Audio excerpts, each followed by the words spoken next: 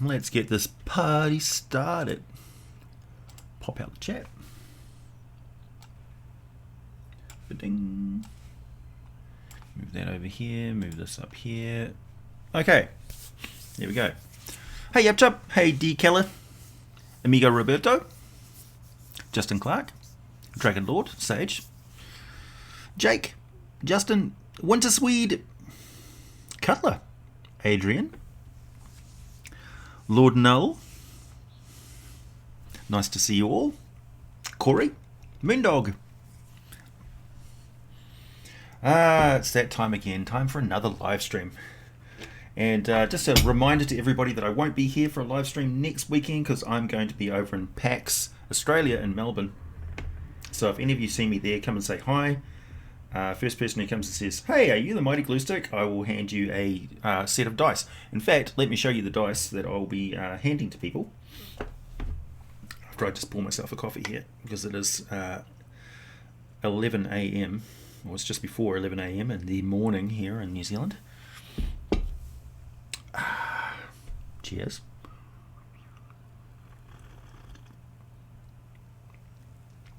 Hey Gerbil, I'm glad you had a job, or got a job. Okay, so this is what the dice look like when they arrive via post. This is from D&D WoW. And this is the dice set, finally. Oh, you also get a little bag. A D&D WoW bag. Little dice bag. Cute. And the tin has got their logo on it. I think it's optional, actually. And inside, you have this foam-lined carry case with these little slots that the dice go into. And here they are, the prismatic dice. Ooh. Look at the vibrant colours, aren't they spectacular? Oh, shit. So, my favourite actually is the luminous blue on this one here. Actually, I'll try and get my face out of the picture so it focuses on it. There we go. Look at the vibrant colours. So intoxicating. And yeah, as per the suggestions of people using science, they go from highest to lowest down the spectrum of the actual rainbow, like so. So the red spectrum is the lowest with the D4. Then we've got the orange, D8, yellow or gold, and then the two D10s with a green and a teal sort of colour. Where then we've got the azure blue of the D12, and then the D20 is this royal looking bright purple colour. So I'm super happy with those. And for everybody who uses that 10% off link down below the video, know that I get an extra special kickback because you guys helped me design those dice and I provided them to the company, and so I've got a slightly better deal with those ones. And I think they're well worth it. So yeah, I'll be handing out some of those dice if I meet anybody over at PAX Australia. Come say hi. I'll be the one wearing this shirt and this hat. Groovy. Okay, so that out of the way. Should call it Paxa. Why should they call it Paxa, Adrian? Oh, and also, of course, cheese.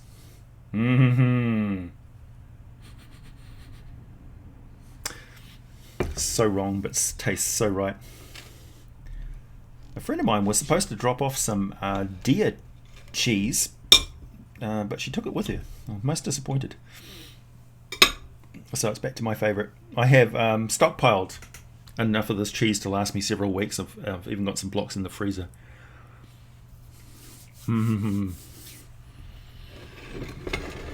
Okay, stuff we're going to talk about this week. The dice, obviously. The Wendy's RPG, Feast of Legends. I haven't actually seen it yet. The Feywild, the Smurf picture that I posted. The Real Marnie. And just talking about the history of PAX in general. Roy G. Biv, yeah.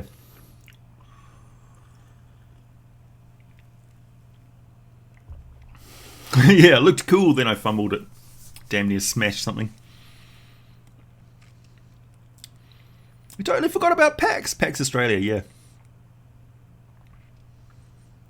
You don't fancy the silver? Yeah, well, you can get them in gold, I think. Maybe. Rainbow dice. I call them prismatic dice. Hey, Kairos. Pueblo.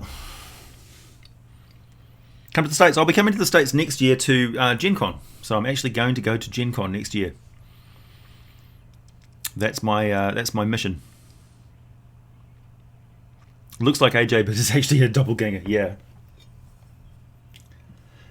You can test me with salt. That's the traditional test of doppelgangers. Doppelgangers can't handle salt. So if I can eat a teaspoon of salt, you'll know it's me.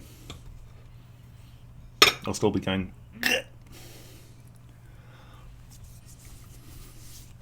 The only cheese you're personally fond of is mozzarella. That's perfectly legit and fine. To knows it, if you like mozzarella, then all power to you. Hey, Adam Holcomb.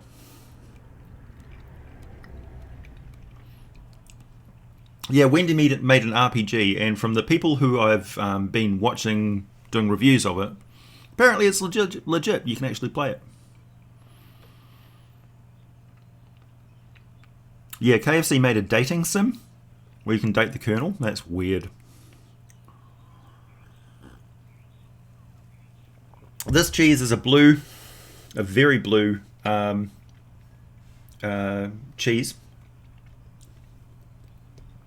that they call the kikarangi, or in this case a baby kikarangi, because it's half the size of a regular block of kikarangi, which is actually a big thing like this. And it's aged for like months and months and months, and it's a very, very matured blue cheese with this golden rind to it. It's really nice.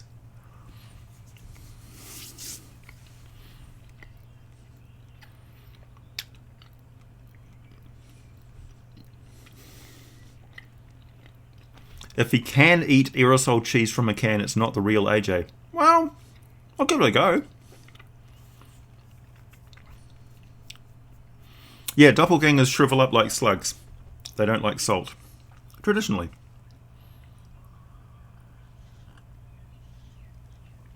I don't typically have pear or any fruit with my cheese because I find that it's kind of a way to mask the cheese for people who want to eat blue cheese at a party but don't really want to get like the full experience of the blue cheese. So pears, I find, don't so much pair with the cheese as dumb down the cheese quite a lot. Hey, Kellerin. Nice to see you.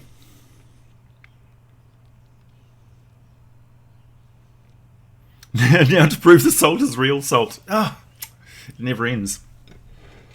So somebody asked me about the real Marnie. Hey, thanks, David. Thanks for keeping you sane when you truck drive. Oh, you are most welcome. Is a doppelganger slimy? In their natural form, they look like they should be slimy. I don't actually know. I like to think that their skin would like move underneath yours, like it's contracting and inching away from you, sort of thing, and a weird sort of feeling. So I'm going to be talking about the Feywild and a little bit about the Shadowfell, and on the side of that, there's the sort of neutral planes of existence as well, which, when you think about it, border more closely to the Prime Material world, because the Prime Material world is kind of a neutral ground anyway. So it's easier to step over into the concordant planes of the Outlands or into Mechanus or something like that, which is these sort of neutral territories, if you think of it that way.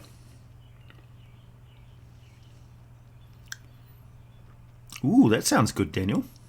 In the mood for a nice baked brie wrapped in puff pastry and topped with a plum preserve. I'd go with that.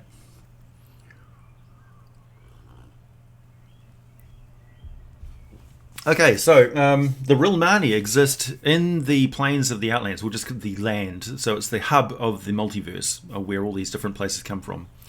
And you can think of it as like an eddy of material that just coalesced in the middle of all these other planes of existence swirling around it, sort of thing. And it's not an elemental plane, it borders all these different outer planes. So it's kind of like a sub-prime material universe and that it's a big flat expanse of different terrains and wildlife and things like that. And it's kind of interesting because you can get from there to various other places, but it's neutral. Interesting things come and go from there, but they don't really originate there per se. The Rilmani exist in the spire. So for them, their existence is living in this massive complex around the base of this huge mountain peak, which soars up into the air, impossibly steep, and ends in a spire that goes all the way up to this neutral ground, which floats this orbiting donut city, kind of like a massive space station called Sigil, the City of Doors, where the Lady of Pain exists. And so the Rilmani are a neutral force in the multiverse, much like the Celestials are the force of good, and you've got the Devils, which are the forces of like evil, and you've got the Modrons, which are the forces of law. The Rilmani are the forces of neutrality, and they don't often get a look in any sort of source books or anything like that because they are neutral. They don't care what's going on in the universe. As far as they're concerned, everything is just fine the way it is. And if you ask them to get involved, they'll be like, well, why should I do that? Why should I go out of my way to help or hinder anyone else? I'm just doing my own thing. You should do your own thing too. Everything's fine the way it is. When they do get involved, it's when they see something which is going to seriously disrupt the multiverse. And they've got this particular quality of theirs where they don't plan a travel on their own. They only plan a travel hitchhiking on top of the stream, going somewhere with another powerful being going from one of the outer planes to the prime material plane. They hitch onto it and essentially teleport with them. So they can teleport anywhere as long as some other creature which shouldn't be on that plane of existence has got there first, is arriving at the same time. And they have this unerring knack of doing so. So think of them as like the force of grey, the checks and balances, the accountants, the ticket punchers and the form fillers of the multiverse. They know a lot about what is going on. They just don't get involved. So they're a very good source of information about the multiverse. And if you go to the Rilmani and go through all of the mind-numbing effort of getting access to their archives and actually finding one of them who cares enough to give you help, they can pinpoint information for you that you can find nowhere else. So yeah, pretty good that way. Thanks, Hoof. Since dragons are sentient, do you think they would enjoy a good cooked meal fancy style, or do you think they would just eat it raw? They probably appreciate they're predators. They're top predators, so they probably appreciate eating live prey. Because look at them, they're built for it. They really are built for tearing small creatures apart.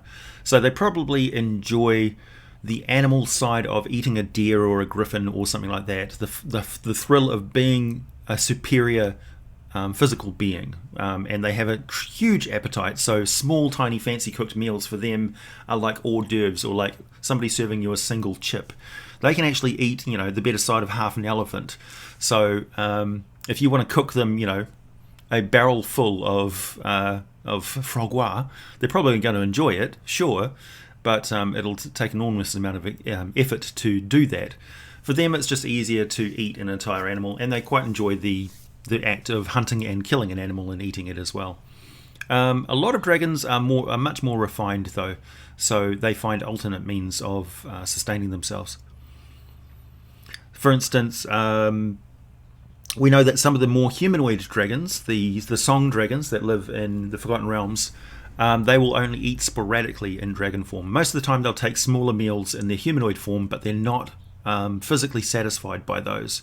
They need to transform into their dragon form and go out and hunt and kill a horse or something like that out in the wilderness to properly sustain them, their physical needs. And they just enjoy it. Good question, though.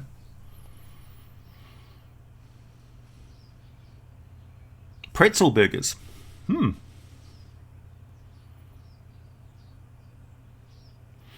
hitchhiking is far more doable when a crisis is arising, for sure, yeah. So they know when something is afoot in the Blood War, for instance, particularly if a Blood War episode is encroaching upon the prime material plane.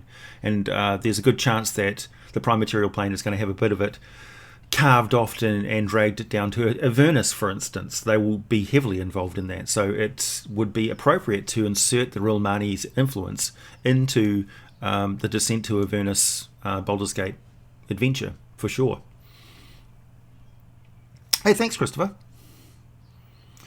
Is it possible for characters to make a ritual spell so they can create a demon servant? Yeah, absolutely.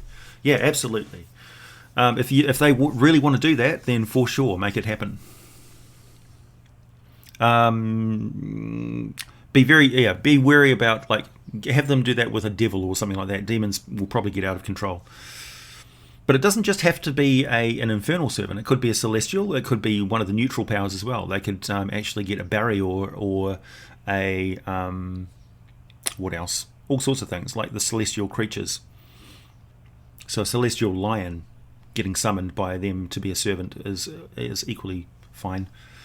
Let's talk Fae. I knew you'd be interested in that. So at the moment I'm putting together a basic introduction to the Seelie and Unseelie Court, and talking about traditionally what the Seelie and Unseelie Court is, and what 5th edition has done with the Seelie and Unseelie Court, which I'll give my opinion about in the video, because I don't think what the changes that they've made to the basic lore of the Seelie and Unseelie Court is sustainable. I don't think it's going to last any further than this current batch of creative directors at Wizards of the Coast.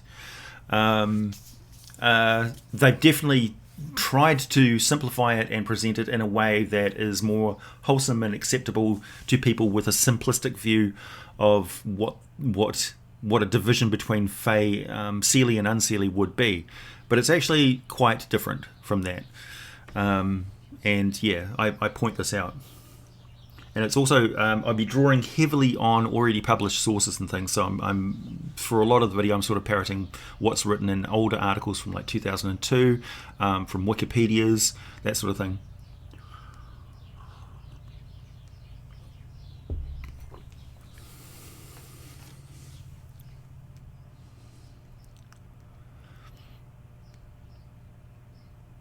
Yeah, there's probably a ton of Vistani all over the place.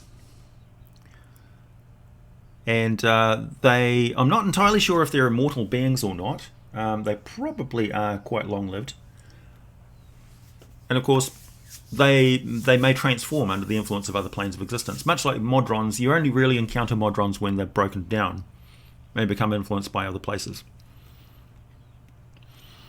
What's the largest Fae creature? I don't actually know. I don't know, because Fae giants are truly enormous. In folklore and fable, you get gigantic giants that are sleeping mountain ranges, and so, you know, that big. Hey, Wintersweet, not much.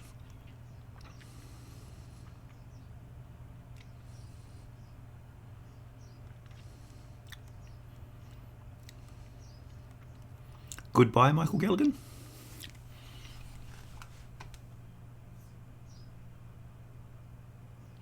Yeah, that's certainly a storyline that you could follow, Brother Mutant 73. That a dragon could be trapped in its human form and basically be starving. Cast Duke. Yeah. So this idea that Unseelie are all evil is not actually true. So it's political factions, essentially. So you've got the Unseelie and Seelie Court is more the Seelie. The Seelie Court are the purest Fae in existence. So they are pure Fae stock. You don't get into the Seelie Court if you have a mixed bloodline anywhere in the past. So in the Harry Potter universe, Slytherin is more represented by the pure magic stock. So the people whose parents were magicians and their parents were magicians. Or wizards, I should say. Whereas Hufflepuff and other houses may be more accepting of mudbloods, people who have a mixed heritage. So the Unseelie Court is just a court which is more open to Unseelie bloodlines. So you could say that it's almost, in that respect, it's pure Fae versus unpure Fae.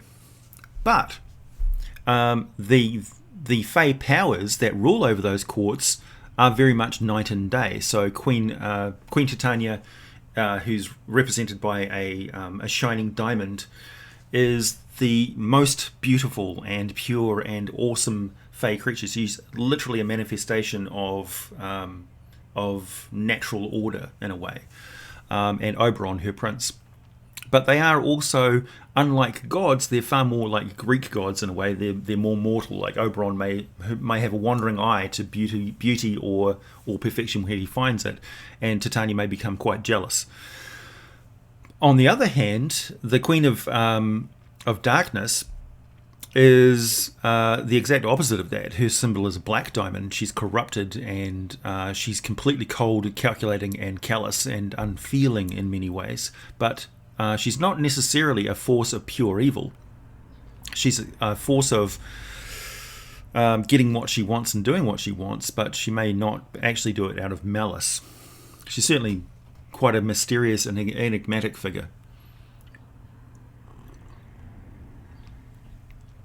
Hey, thanks, James. Would a wizard be able to have his child educated by the Fae? Yeah, for sure. Bear in mind that the Fae have a massive superiority complex. The Fae powers have the nobility have a huge superiority complex because they're immortal. So one of the things I point out in the video is a mortal getting involved in the relationship, the spat between two immortal creatures like these. Their whimsy is deadly to mortals. So things that they do to amuse themselves after thousands of years of the same sort of interactions may be bizarre and totally weird and decadent and deadly to mortal creatures that can have very serious impact on them and their families and their communities and things like that. And for them, it's just a blip in centuries of activity.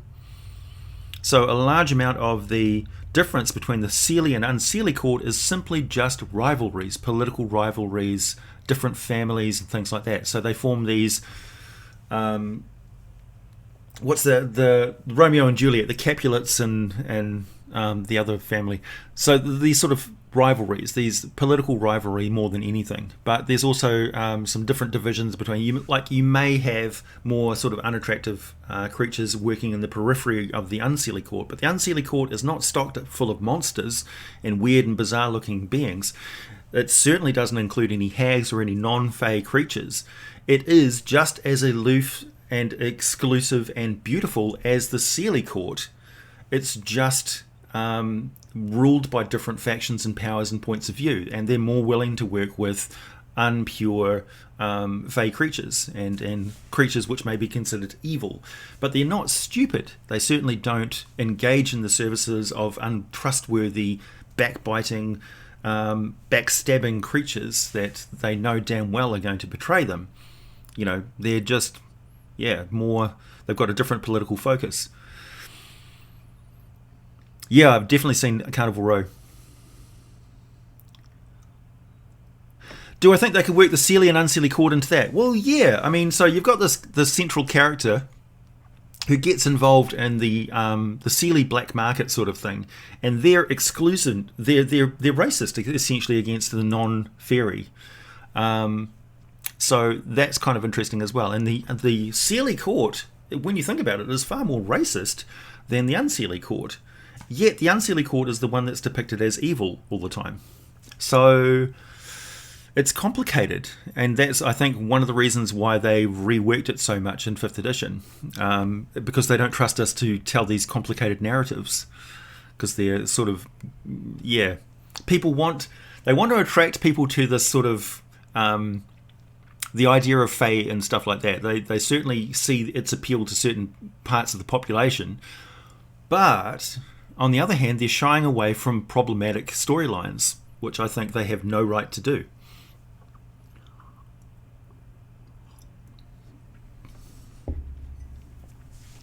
Hey, Tony.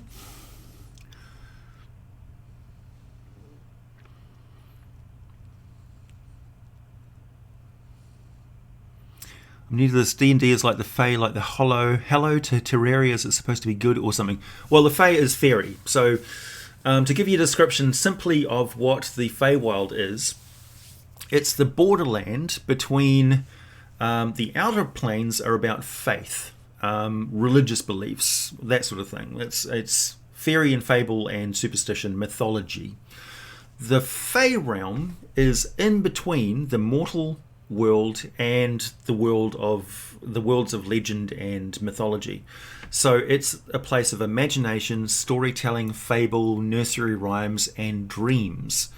So it's got that shifting quality of a dream where the rules of what is real in the Feywild make sense when you're in it, but they fade away and are forgotten when you leave it. And sometimes if you're in a nightmare, it's hard to wake up and it's hard to leave the dream. It's hard to realize that you're in a dream. So the Feywild is a dream reflection of the real world, and it's also more vibrant and more outlandish and more magical because you're in a dreamland. And the Fey creatures are reflections of that as well.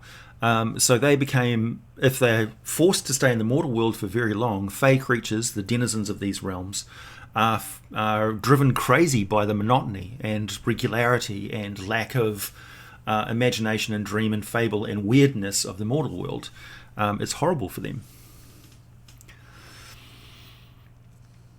Thanks, James. What threats or opportunities would bring Seelie or Unseelie into temporary alliance? Well, they are always coming into and out of alliances. That's the thing with their politics. Their politics is extremely subtle and nuanced. It's like episodes of Survivor or, the Real Housewives or something like that, or Kardashians. So very complicated, and they may form alliances for the most trivial of reasons, just out of boredom, or they may be deadly rivals who at the particular time have formed a friendship out of their rivalry over a long amount of time, so they're familiar with each other. But at any moment that they have some sort of edge on their opposition, they'll take that opportunity and backstab them. But it's, the fun for them is the constant to and fro. It's a game. Thanks, Duke. Now I'm getting verklempt. Talk among yourselves. I'll give a topic: Fae and the never-ending story. Yeah, I really like the idea of the nothing in the never-ending story. How the idea of imagination flying out, lack of losing imagination and damaging the Feywild. So you could take a sort of a political tack of politics at the moment in our real world is becoming so stark and divided between this side or that side. There's no middle ground, and so there's no realm for story or fable or compromise. That may be interesting from a role-playing perspective because it may actually influence the Feywild. So the Feywild becomes bitterly at war between two different ideologies. So the Seelie and Unseelie court are at war with each other because of this exclusionary purist sort of attitude here, and the more inclusive anti-fascist view here. So you could actually have a cathartic sort of step away from reality and involve those sort of storylines where you can actually do something about it with your characters. So the movie Labyrinth is a really good example of the Goblin King is a Fey Lord. All the goblins that exist in his realm presumably were children that he's stolen from the real world who haven't been rescued in time and are transformed into goblins that then become part of his kingdom. So it's a reflection of, like in Ravenloft, in the Ravenloft video I was talking about, the Dark Lords there are trapped by a mysterious power, this mist, that takes them and a realm that is a reflection of the one that they were on the whatever world they were taken from. And the people that populate that realm are almost like figments of their imagination that are conjured up by that realm as well. So they're almost like not real people. And the Feywild is much like that as well. So traveling through the Feywild is a patchwork of different stories and fables and Fey lords and figures. So you can go, if you're seeking out a particular objective in the Feywild, it may be necessary to play through some of these different weird stories. And each realm that you go into will have its own rules based on like a dream or a fable or a fairy tale. So for instance, you can have a Cinderella type situation that you have to get through and play out that story before you can escape it and move to, the Sleeping Giant mountain range, or the Rumpelstiltskin, that character that you are actually seeking out because they know where to get this artifact or know how to get from one plane of existence to another.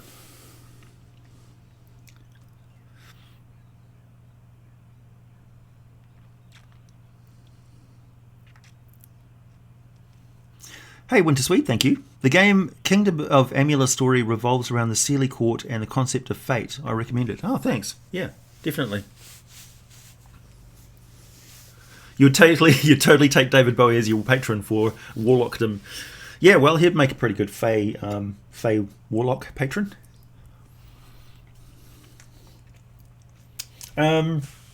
So those of you who have been paying attention, so I got a lot of responses from that picture of the realistic-looking Smurf Myconid that I posted.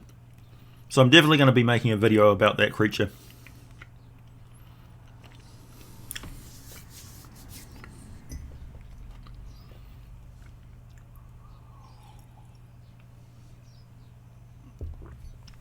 Which Fae in terms of lore is stronger, Anis, Hag, or a Fomorian?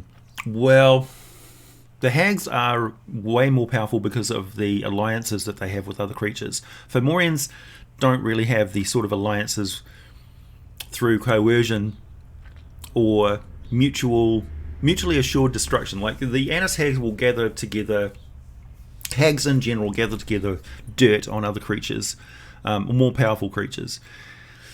They also have a very great influence over the Yugoloths, which means that they're very powerful. The Yugoloths have a huge amount of wealth that they can spend, and they quite often owe they want to keep in the Hags' good books because the Hags can perform rituals that will transform them essentially into demigods. They'll turn them into very powerful forms of Yugoloth, such as Chiron, the boatman of the River Styx, or the current king of the Plane of Hades. There's always a catch to the fate. Yeah. Hags are extremely powerful. 52 hours to go, Ian! I've even got my bag ready to be packed in the bed over there.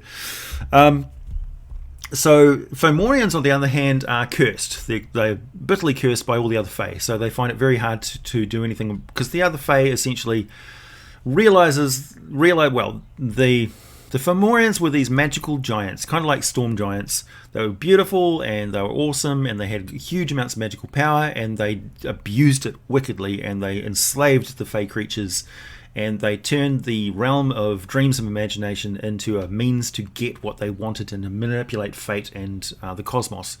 And the Fae creatures rebelled against it, cast a horrible, wicked curse on them, which twisted their outsides to match their insides, and so the Fomorians turned into these horrible, twisted giants. That's the mythology of it anyway. We don't actually know how true that is, because in a realm of dreams and fables, mythology becomes real. And so, in many ways, the Fomorians are these bitter and twisted Gargamel figures who are constantly trying to get what they want, and they're very vicious, and they quite often are the bad guys of every sort of story. And they don't get allies because everybody hates the Fomorians. So the Fomorian is only as powerful as they can personally be. Hags are as powerful as those they know and can influence. Does the Feydark have a connection to the Far Realm? Well, the Far Realm has connections to wherever you want it to, because it's weird and twisted and it breaks all boundaries of time and space. The Feydark is just the Underdark of the Fey Realm. So it shares many of the same qualities. It's the nightmare side of the Feywild, essentially. So when you're in a Feydark situation, everything's horrible. That's where you get your Freddy Krueger type characters and things like that. These dreams, these nightmares, these fables which have gone terribly, horribly wrong. You're in the forest as in the role of Hansel and Gretel, and there is an evil witch who lives in a gingerbread house who is trying to catch you and eat you. Yeah, there are plenty of gods who dwell in the Feywild. Don't forget that the Sealy court also moves. It got detached from the mountain range of the moon very long ago due to some... I think it was due to the birth of the Queen of Air and Darkness, when that diamond was extracted from a mountain range or something. I don't know. It's Scottish mythology. I have to look that one up. But they travel and they move. And quite often they will, the Fey realm will impinge upon the celestial planes as well.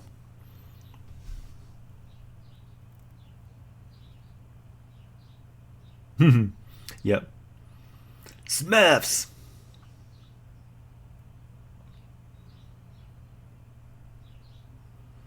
Do the Fear Darug exist in the Feywild? I don't know.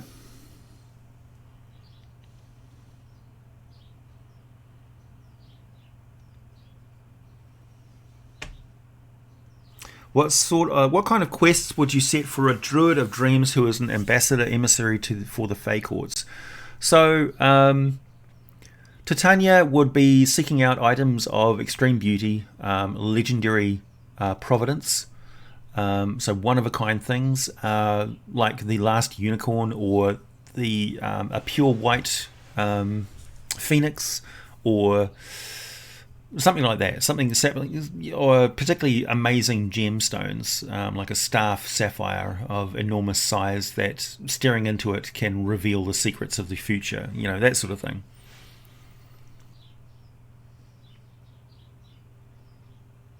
I knew somebody would latch onto the Freddy Krueger idea for a creature from Feywild. Yeah.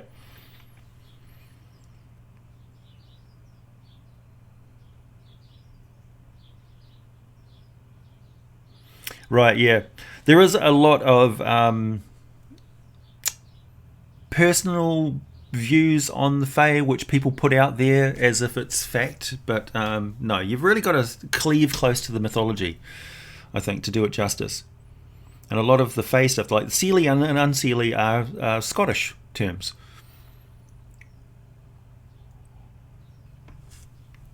Smurfs are neutral good. One of the difficult things I had with homebrewing the Smurf was dealing with them in a combat encounter. What does a Smurf do in combat? And then I figured out, oh, okay, I know what they do. Smurf Neblin.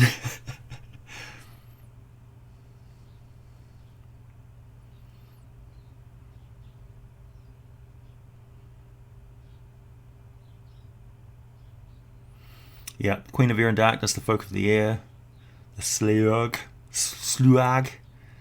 the host. The Red Man are extremely aligned with the Unseelie because they are creatures that feed on the fears and nightmares of mortals. Right. You're guilty of being one of them.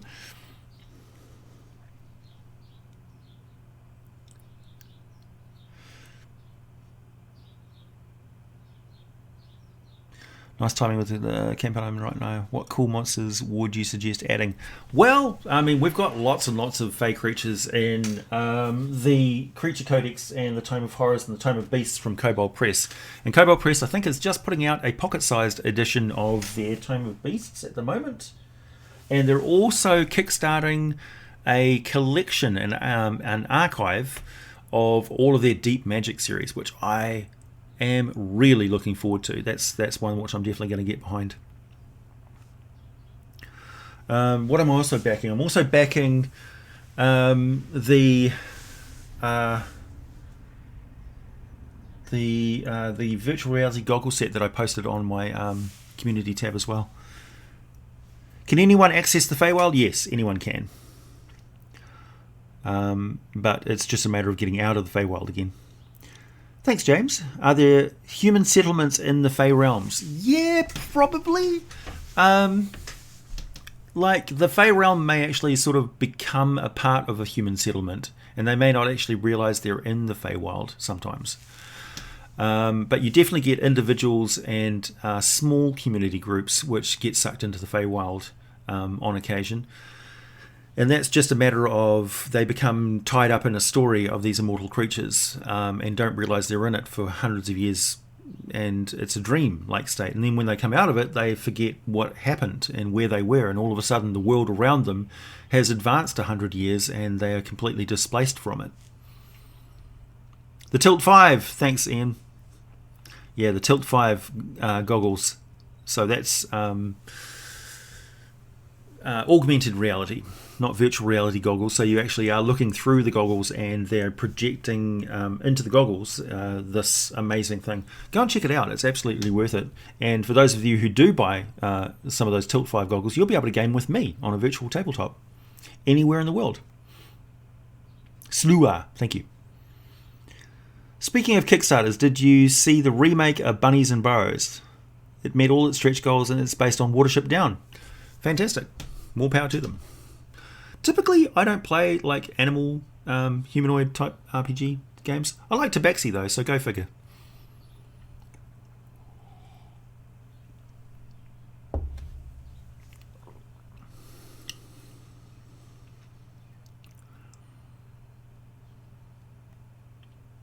Yeah, sucked into the Feywild. True.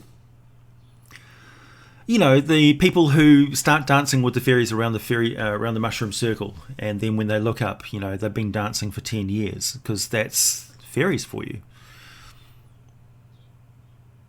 Or they drink something and go to sleep and then wake up 100 years later. Pan's Labyrinth is the Feywild. Yes, it's true.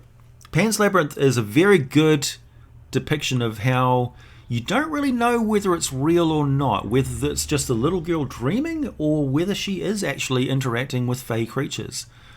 I like the fact that if you can actually impart that into a role-playing game so that you leave the characters, the players, doubting whether what they were interacting with was real at all or just an illusion, I think you've gone a large way towards giving them a genuine Feywild encounter. If they go back to the Feywild again and it's exactly the same as the last time they were there, you've done it wrong.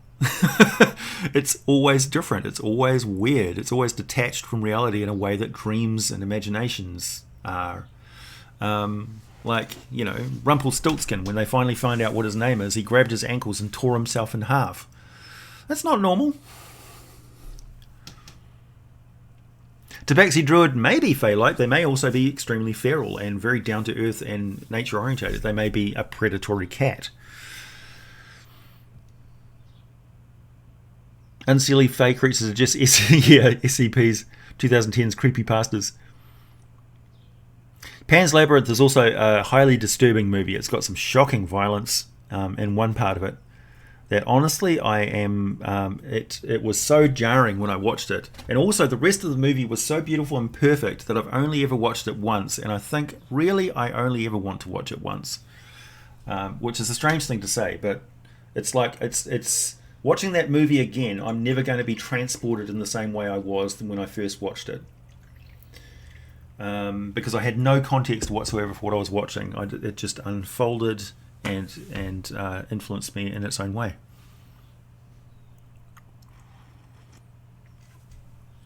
What kind of Fae can you trust? Elves.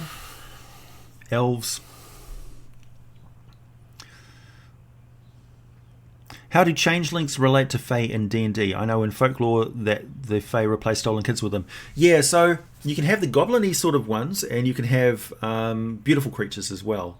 But typically in the folklore, changelings were always kind of evil in a way, extremely selfish. Like the changeling child was always deeply disturbing in a way. So I like the way that they handle the changelings in D&D, in that they've got their own way, they've got their own type of society where their sense of identity shifts and changes all the time. So they're not even entirely sure each other who they're dealing with. So it's almost, it's really weird. I like the alienness of the changelings in D&D, the way they handle them.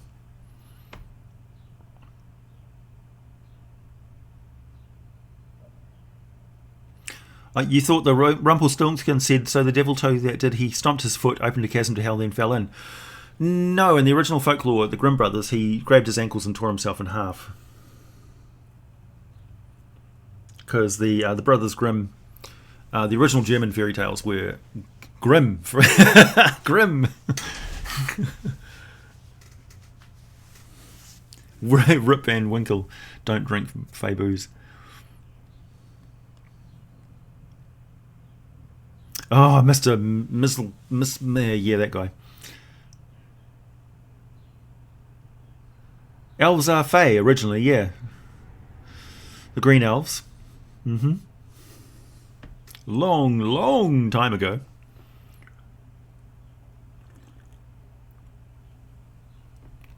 Yeah, that's true. So if you know what the rules of the Fae are, like when they make an agreement, they typically stick to it.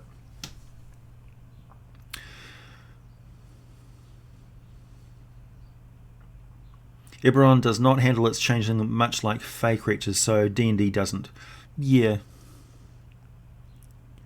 Well, Eberron's more sort of a fantasy punk, steampunk and magic punk, which is fine. It's got a kind of an Indiana Jones feel to it.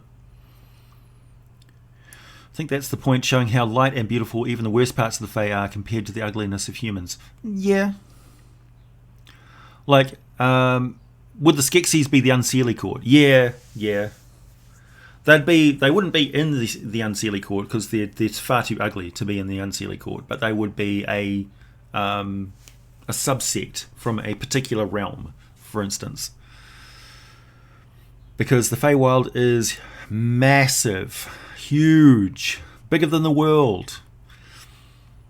In many ways, it's like a conglomeration of different planes of existence where these individual realms are governed over by Fey lords and ladies who have their own courts and their own intrigues and stuff going on. So the Seelie and Unseelie courts are aspects of that overarching thing. So that's where you've got the most ancient and the most powerful of the Fey, who are rival gods, essentially. They're primordial powers who are godlike. So they've got divine levels of power, but they're not in any way beholden to worshippers or followers or anything like that. They just exist. Also, there's been other Fey lords and ladies. There's been other beings other than Titania and Oberon and the Queen of Air and Darkness who have taken those thrones. And the thrones themselves are powerful artifacts that most Fey who would try to take ownership of the throne and take over the rulership of the Seelie Court or Unseelie Court don't actually survive the process at all. So I talk about that in the video as well. When all magical creatures Fey at one point? I don't know. Some of them are other dimensional, some of them are mage bred.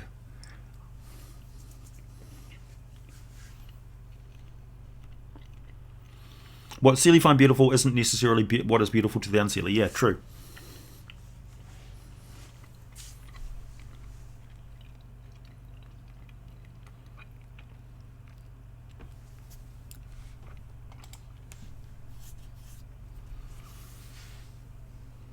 Everyone's like D&D meets Industrial Revolution. Yeah.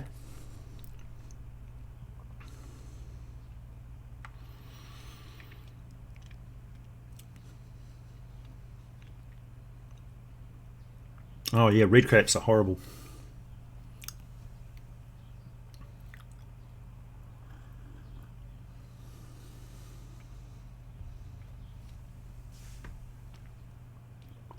The Dresden books by Jim Butcher.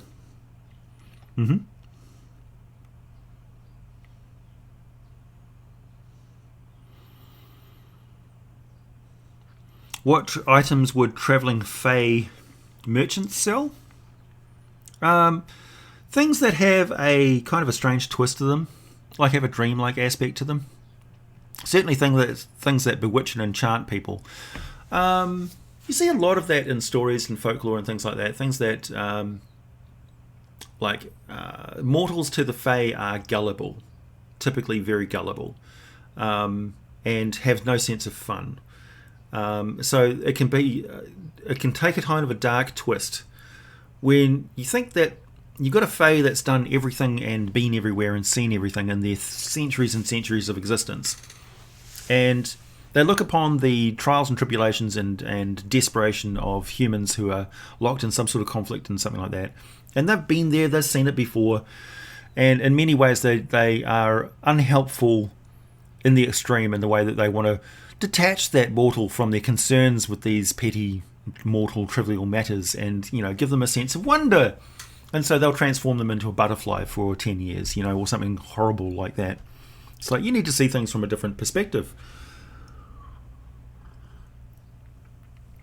So this is where you get items that can change the gender of somebody, so or change their alignment or something like that, which is not something that you want to bandy about in your adventures without the okay from the players that it's fine to do that. So that's where I was talking about the difference between a home game where anything goes and a public game where you don't know what people's sensibilities are going to be. That's one of the things you don't just drop on people. That you put on this belt and all of a sudden you're a different sex from what you were before. That's not cool. Iron, yeah, cold iron.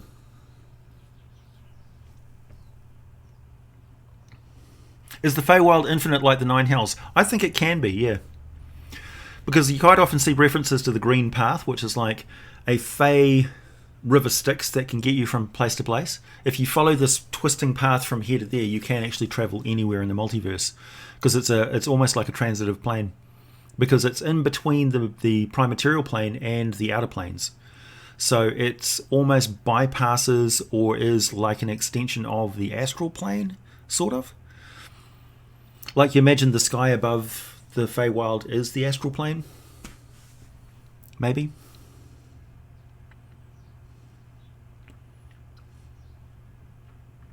Gadzooks, thank you.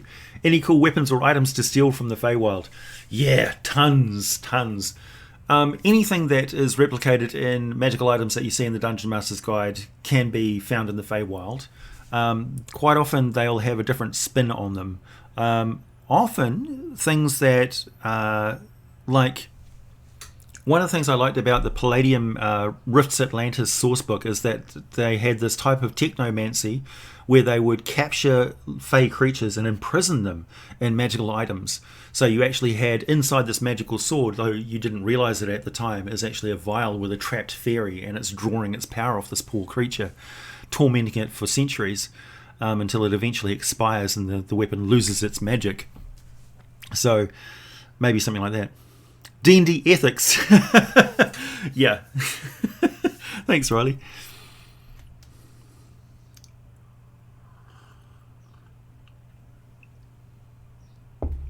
What's the never drink the wine offered from the Fae reference from? Oh, just all the different folklores where you drink something or and you fall asleep, or it's enchanted to make you bamboozled, or powders that make you fall in love with somebody instantly. Magic beans that grow into giant trees. Yeah, true.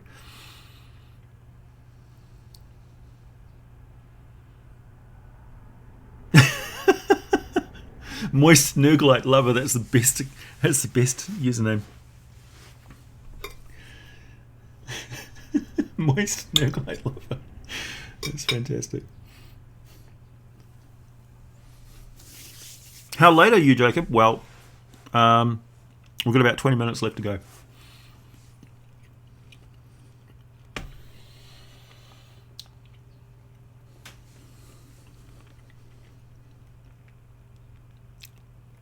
Yes, we've all been the dog. Yeah, so the Q is really interesting because it's a... Star Trek was representing a creature that is existing in multiple dimensions. So it's a higher dimensional being that exists in time and outside of time and space. Well, can travel freely from point A to point Z in the universe. So from the very beginning to the very end of the universe. Not only that, but it's implied that Q is actually a manifestation of a consciousness that is the universe. So when Q says we've all been the dog, we've all been this, we've all been that, what he's actually saying is we've all been the quasar, we've all been a planet, we've all been a race of people, we've all been a starship, we've all been this figure which is interacting with Jean-Luc Picard right now. He's travelled to and from the end of the multiverse all the time, trapped within this loop of causality and matter, and is a point of consciousness which exists in all of those different places at the same time. Remember when there was a war with the Q, and they went to the Q continuum, and it was like a civil war thing, and they're shooting muskets and stuff at each other, but stars and stuff were exploding outside, and whole sections of space were being destroyed. This is the Q continuum is reality. It's just a point of view from a being which is a superset of reality. So traveling back and forth in time, or traveling across space, changing forms and perspective all the time. So if the Q continuum is all actually one individual, who's just gone from point A to point B in the multiverse so many times that each of those different tracks of their existence and experience are represented by different individuals from the perspective of a mortal who has taken over the Q continuum and looking at it for the first time. So when you look at the actual perspective of the Q continuum and what Q is in Star Trek, that's Gene Roddenberry explaining a multidimensional God in a very good way. And he's having an argument where he's Jean-Luc Picard essentially, and the Q is God. But I have massive respect for Gene Roddenberry's vision.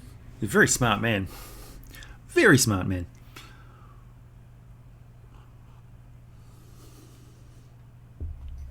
Thanks, James. If you were a king or warlord, would you send an envoy to the Feywild? How much would the average mortal elite know over the Fey and the Feywild? Not much. Like, as role players, we're privy to a hell of a lot of information. As somebody who lives in a world with Stonehenge circles, or standing stones with natural holes in them, or glades, or people who go chasing after the pot of gold at the end of a rainbow and are never seen from again, or people who pop up after being missing for centuries and they look not a day older. A lot of the folklore and you'll have to excuse me if I do call this folklore of alien abductions and that sort of stuff, was the Fey mythology of the pre-UFO era. So people being kidnapped by Fae is exactly like people being kidnapped by little grey aliens these days. The same reasons for these things existing in folklore are the reason why we have alien mythology that we have today. So people who live in these fantasy worlds, it's really up to you how aware of it they are, and I think it could be a highly regionalized thing. So if you're in a particular area where they are quite familiar with the specific Fey interactions with that particular area, that particular village, that particular monument, that particular place, so they'll know that every 200 years, or every time the moon is red, or every time this comet comes over, some sort of Fey thing is going to happen. There's a nature cyclical element to it, but there's also a dark and chaotic element to it that they don't understand and they find horrifying, terrifying. It may not necessarily be horrifying, but their lack of understanding of it is what scares them. And villagers, really, life is hard enough without the Fae coming up and messing all your harvests and all that sort of stuff up. So they'll probably just batten down the hatches and stay inside. And a good example of that attitude is in the American Werewolf in London, where the two American tourists are going through the moors of the Highlands, and the people inside the pub are all well aware of the fact that there's werewolves out on the moors, and they know who these werewolves are, and they know it's a problem that's been going on for centuries. And they've got their sign up on the wall warding off the werewolves from there, and they're all inside basically. And then these guys are raising uncomfortable questions, and they all say, "Well, you're not welcome here." And then they go out, and some of them feel guilty. It's like, you shouldn't tell them to go. Like, they're going out into the moors. They're going to turn into more of the same damn problem. They're going to turn into werewolves. And it's like, they're not our problem. They're not from here. They'll go and they'll take this problem somewhere else. So they don't have the gumption to go out and deal with it themselves. So in a Dungeons and Dragons environment, people may know about the Feywild, but they may not want to do anything about it.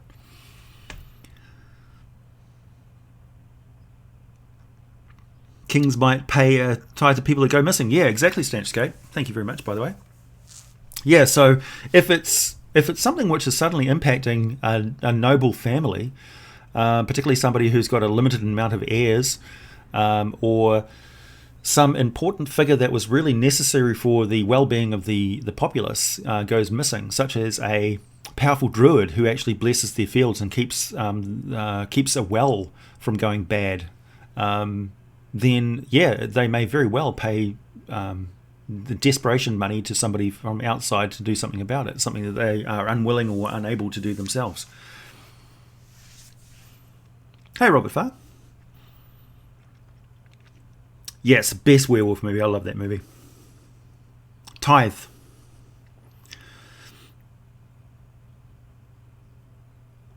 Werewolves are everyone's problem. I agree. Hey, Tracy Peters, nice to see you. Yeah, werewolves are bad.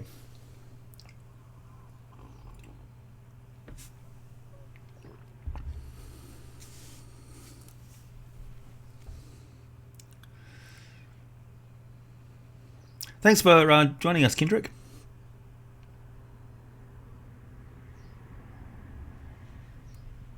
Would My Little Pony be in the Sealy Court? Let's see. Yeah, they're pretty.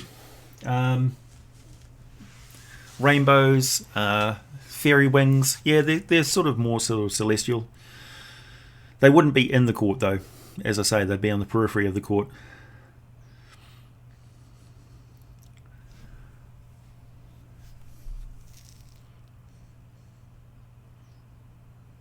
Yeah, autocorrect is our enemy.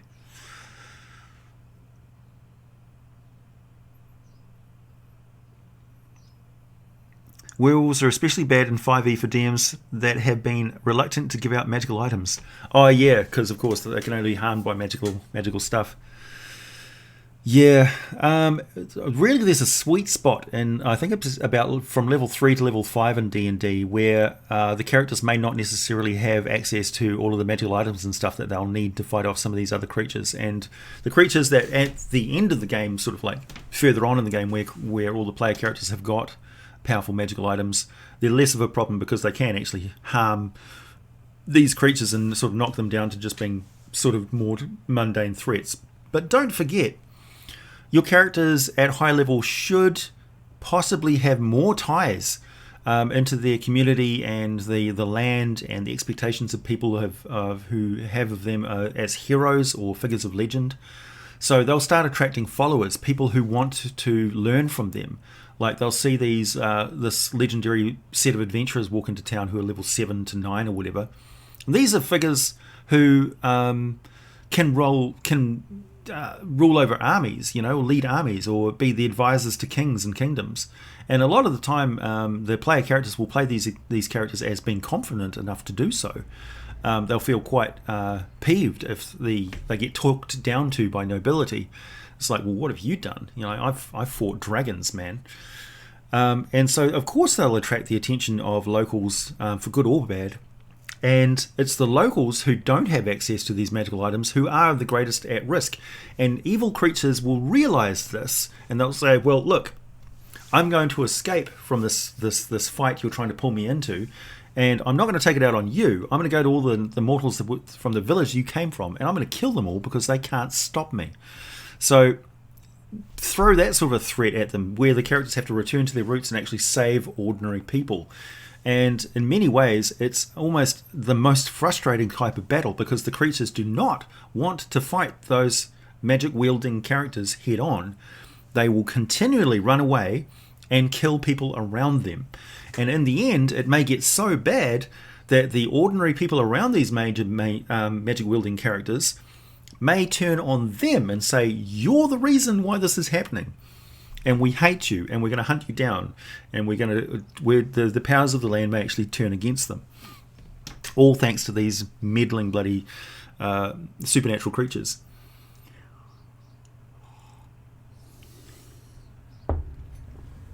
Yeah, it's actually controversial to say that aliens are the fairy tales of the modern day because some people take it very seriously. Very seriously indeed. I myself have seen some weird shit in the sky. I'm not saying you could say I'm almost like agnostic. I've seen some stuff I can't describe. Well, I can describe, I can't explain it.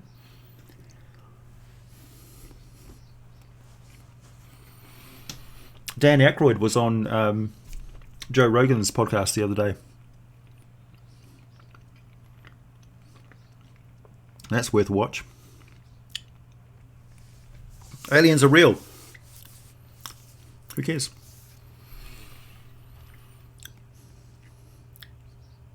Maybe they are, maybe they aren't.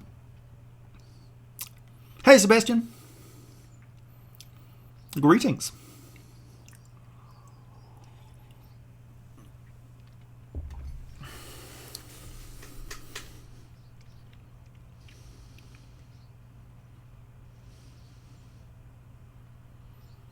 Anyone have any views on adding solitary fae to geographic features? I hate to keep bringing up the Nuckelavy, Kelpie, Salt Marsh being thing, but the encounter opportunity comes up in about 2 weeks. Oh, yeah, sure.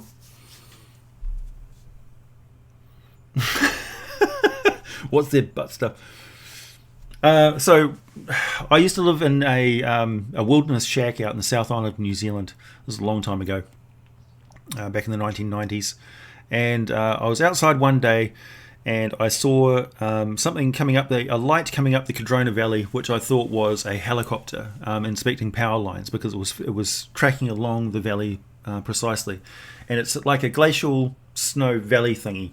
So it's got these 2 branches which come down and then form a greater wide sort of alluvial plain going off a thing. And there's some ski fields, the Cardrona ski fields. This is around Wanaka in the South Island, around 45, 46 degrees south. And this light was coming up, and I had heard and seen helicopters going up the valley before. And what sparked my interest was, first, it was a really bright singular point of light. And also, I couldn't hear anything.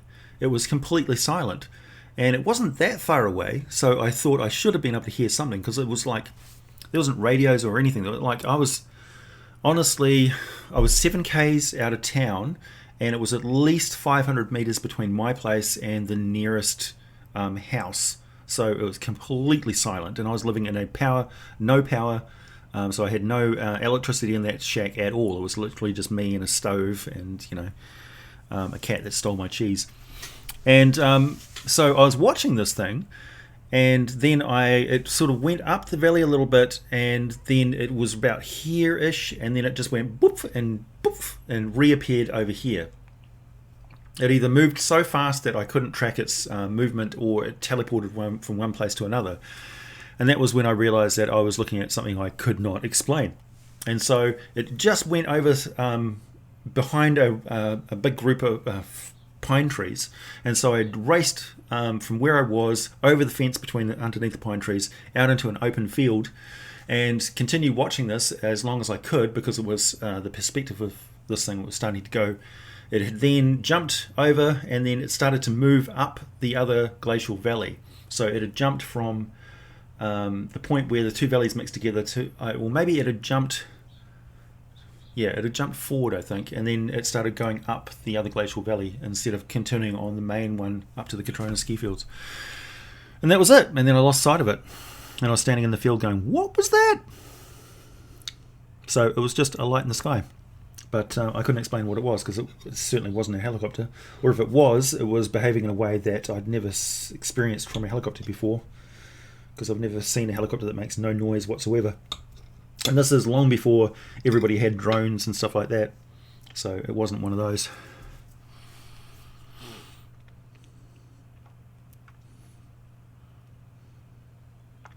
My accent is music enough. Aww. Faye would wreck aliens, yeah, for sure. When is AJ's world setting coming up? No, I don't really have a world setting.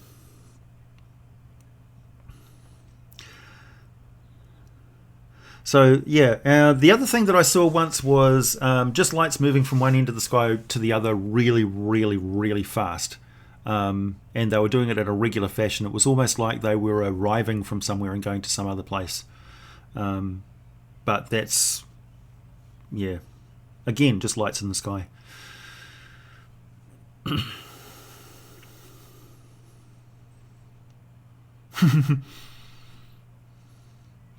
But I mean, was it aliens? Was it atmospheric effects? Was it some sort of cosmic thing? I don't know. Personally, my personal view on aliens in our galaxy is it comes down to the Great Divider, right? So this was a Kurtzsagat.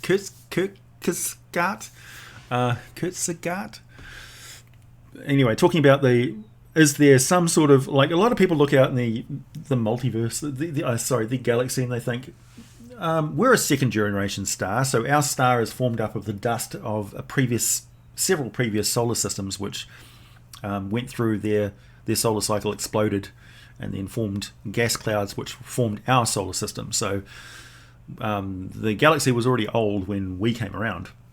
Life on Earth formed up really quickly. As soon as the conditions for life were stable enough, really, life popped into here pretty damn quick. So I like to think that life was pretty much always part of the infalling gas cloud. And if I had an unlimited amount of resources, I would probably fund some sort of expedition to track the gas cloud that formed our solar system and its movement through the galaxy, and go and visit any other world systems where that gas cloud also was present, because I guarantee you there's probably some sort of microbial life or something like that was the result of it.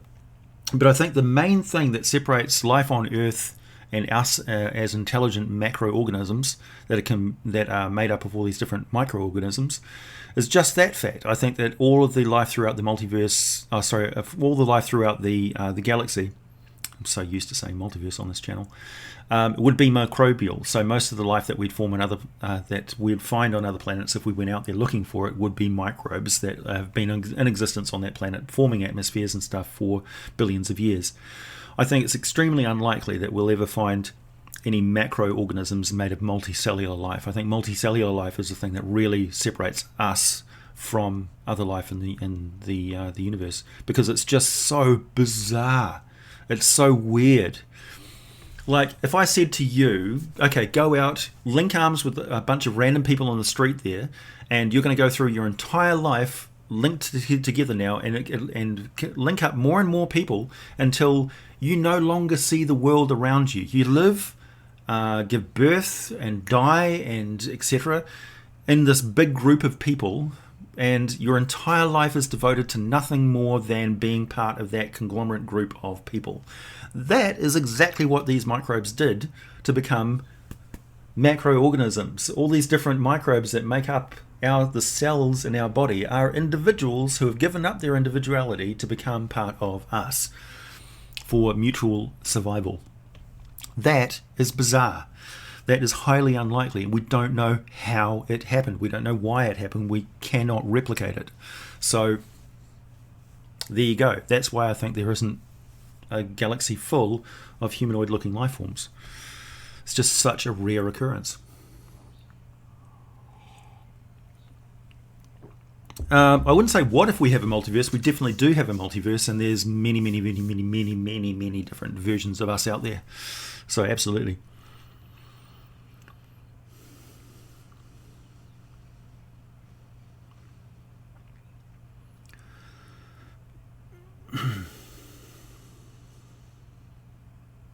No, we're never actually alone. Our immune system is nuts. Yeah, it's crazy. So it's a matter of perspective, I suppose. But yeah, you got to be realistic about these sort of things. It's like, what do we know? What can we observe? What can we replicate? If you can't replicate it, then it's just as valid as anything else. It's a theory until it's replicatable. And once it's replicatable, it's no longer a matter of debate. It's science. Then it's just a matter of understanding what we observe. So we may be able to replicate something, but not actually fully understand it yet. And a lot of that is where the distrust of science comes in, because people will be re-evaluating things that are replicatable and we thought were fact, but subtle nuances to it change the perspective of those things later on because we have a better understanding of what we're observing. So yeah, we're in an interesting time in science, I think. Right, well, on that note, it's time for me to go. It's been great. We've covered all of our topics. We're talking about dice, Wendy's RPG, the Feywild, quite a lot of Fey stuff. I've been very happy that we stayed on topic today. Fey Smurfs, the Real Marnie, and my visit to PAX in Australia. So yeah, anybody who's at PAX Australia, come and say hi. First person comes up and says, hey, are you the Mighty Glue Stick? Gets a set of dice. Value of about something like 22 US dollars. And again, everybody who buys a set of those prismatic dice, that's money in my pocket. Thank you very much. Be well. Don't go get probed. Share your stories. I'll catch you on Discord. And I'll try and get at least a couple of videos out this week. It may just be one video. There may be quite an interesting patron-only video, which I'm finally going to reveal to the public. Maybe. We'll see. Bye, everybody.